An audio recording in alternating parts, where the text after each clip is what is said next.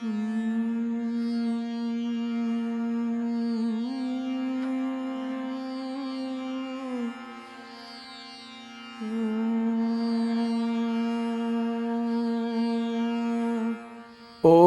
Asatoma Sadgamaya Tamasoma Jyotirgamaya Mrityorma Amritangamaya. Om Shanti Shanti Shanti. Lead us from the unreal to the real, from darkness to light, and from death to immortality. Om Peace, Peace, Peace. I'm really happy to be a part of this beautiful webinar, which is being organized by Srimati Sumitra. She deserves all appreciation for her wonderful effort. It's a very interesting topic: music, science, and spirituality. Essentially, these are actually three ways of approaching truth. For example, if you take science, what is science? Essentially, it's an attempt to seek truth. But normally, we understand science only in terms of existential life. Whatever we feel, we hear, we touch, etc., whatever we experience through our senses, that is the domain in which science normally operates. So, through science, we seek to understand different dimensions of existential life, different dimensions of nature or prakriti. All that are part of our search for truth or true knowledge. This is what essentially is science all about. And science obviously plays a great role in bettering our lives, in giving us better facilities, better conveniences, and so on. All that come because such dedicated scientists are devoting their whole life in the pursuit of truth.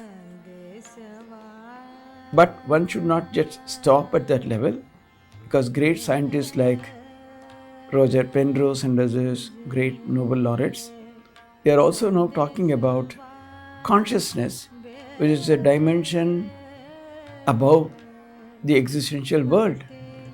So serious studies in consciousness are taking place in several parts of the globe. Now, if you talk about music, music is also, in a sense, search for truth. By that we mean, through music, we also try to approach the ultimate or another dimension to truth, namely God or the ultimate reality. So music also requires the same kind of dedicated effort which a scientist puts in to discover the truths of nature. So through music, through extraordinarily dedicated practice and such efforts, there have been instances where musicians have reached extraordinary heights of transcendence. We know from our Indian history, great musicians like Ram Prasad, Kamalakant and others, they may not be even so much musician in a classical sense, but their music itself was of such an extraordinary quality, so full of devotion, so full of dedication to God. Through that, they could communion with a higher truth or God or the ultimate. So music also involved very dedicated purpose, dedicated effort. We also know instances from the life of Sri Ramakrishna where he would sing and go into such ecstasy or trance, and it would be palpable that he had transcended the normal realms of existential life, that he was in an extraordinary realm of transcendental heavenly region that was very obvious to those who were present at that time. So he took music to a different height altogether. Now his own disciple Swami Vivekananda was an extraordinary musician. He was a percussionist. He could play several instruments and he was truly a classical singer. And the way he would sing, he would move audiences to tears, take them to a different level. That kind of powerful singer he was. So in music also, there have been so many instances where the singers could experience something transcendental. So once again, it is also an approach to truth or the ultimate reality. Not only that, music has several other aspects, namely, it was found actually that Dr. Jagdish Chandra Bose, through his experiments, he proved that plants would grow much better if exposed to that kind of good music. And we know that in many good hospitals and other such places, they play bhajans and such other music so that the patients can heal better, they feel less discomfort or less pain or less of suffering and so on. So, music is also so deeply connected to human psyche, our own life. That's why, when quite often when you are in deep sorrow or in a deep sense of that kind of sadness, an extraordinary song, a song would completely relieve you, free you from such sufferings or such sadness. There have been instances. And also, people seeking truth, they would sing in such a way that they would be shedding tears and singing with such extraordinary involvement and with such deep feeling that it was obvious that they were trying to go to a higher level or a transcendental region. Now, coming to spirituality per se, spirituality is a clear approach to truth or the ultimate at a transcendental level.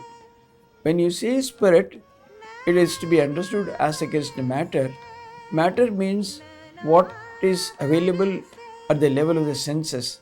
Our experiences to the senses, whatever is visible, whatever we can perceive, experience in the existential world, they all come under the category called matter.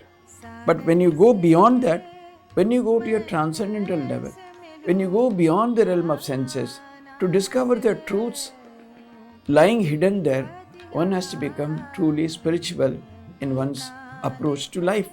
So this approach to life, namely spirituality, demands again extraordinary attention, extraordinary perseverance, and then the dedication to truth. Spirituality is not something believing in what X, Y, Z said or doing something weird or queer and so on. It is all sheer logic, sincerity, dedication, adherence to truth, not wavering even a millimeter. That kind of an approach to the ultimate. So that demands, you see, all these disciplines to succeed, whether it is music, whether it is science, or it is spirituality, all demand tremendous perseverance and extraordinary hard work. In fact, the more you practice, you will be a better musician. The more you spend time, probably faster you can discover the scientific truth which you are searching. So much so in spirituality also, you have to do much more. There are people who do 8 hours, 10 hours, 12 hours of meditation every day. The ancient saints and sages and others who used to retire to the forest would spend a major portion of the day in such sadhana, in such pursuits, namely meditation and japa and so on. So again, there are several paths under the category spirituality, but essentially spirituality is seeking truth.